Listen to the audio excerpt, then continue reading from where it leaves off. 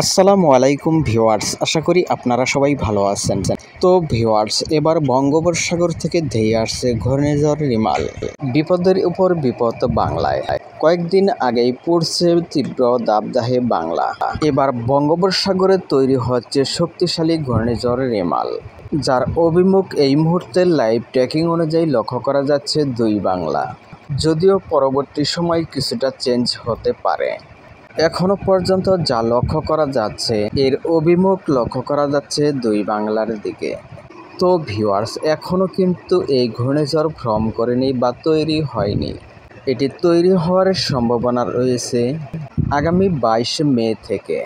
আগামী 22 মে একটি লঘুচাপ তৈরি হওয়ার সম্ভাবনা রয়েছে, যা দ্রুত গভীর নিম্নচাপে পরিণত হয়ে ঘূর্ণিঝড়ের আকার নিয়ে নেওয়ার সম্ভাবনা রয়েছে খুবই দ্রুত।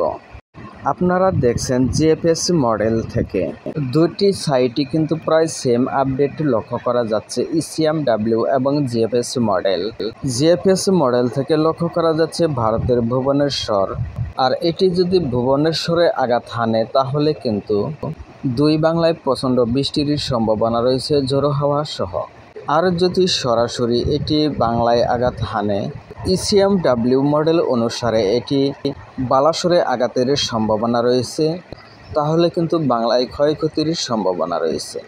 যেহেতু এটি এখনও ফর্ম করেনি, ফর্ম করার পর কিন্তু আস্তে আস্তে ক্লিয়ার হয়ে যাবে এটি কোন দিকে যাওয়ার সম্ভাবনা রয়েছে।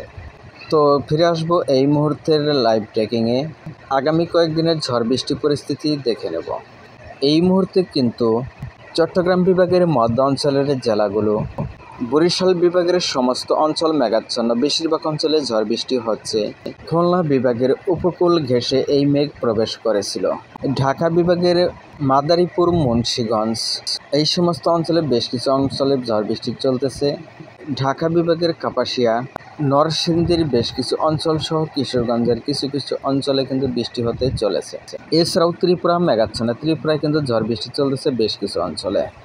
শিলচরের কিছু অঞ্চলেও বৃষ্টির সম্ভাবনা রয়েছে। এছাড়াও রাতের দিকে বেশ কিছু অঞ্চলে স্থানীয় মেঘের ঝড় বৃষ্টির সম্ভাবনা রয়েছে, যার আপডেট রাতের দিকে দেওয়ার চেষ্টা করব ইনশাআল্লাহ। ঝড় বৃষ্টি কিংবা নিম্নচাপের উপর আমাদের নিয়মিত নজর থাকবে ইনশাআল্লাহ।